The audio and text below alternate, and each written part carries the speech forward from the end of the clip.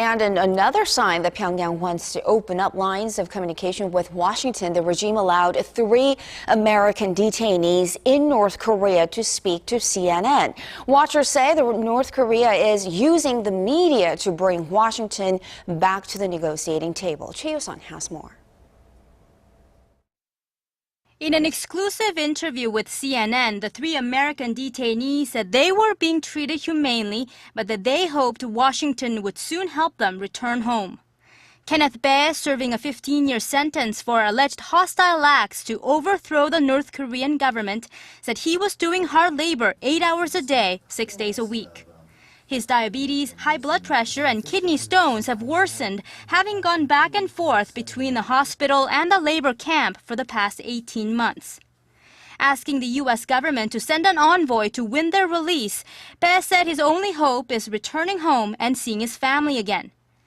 Matthew Todd Miller, awaiting trial after he ripped up his tourist visa and sought asylum in the North, said Washington, which often promotes its priority of protecting U.S. citizens, wasn't doing enough to help him. Jeffrey Edward Fowle, soon to stand trial after leaving a Bible at his hotel in the communist state, urged CNN to let the world know more about his predicament. Having no diplomatic relations with North Korea, the U.S. government's only contact with the men is through the Swedish embassy in Pyongyang. Stressing there is no greater priority than the welfare and safety of Americans abroad, the State Department urged Pyongyang to grant Kenneth Bae amnesty in light of his poor health.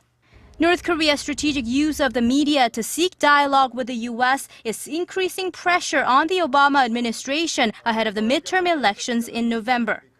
Now the question is whether Washington will send a former president or a prominent political figure, as it has in the past, to broker the detainees' release, and if that could lead to a resumption of dialogue between the U.S. and the North.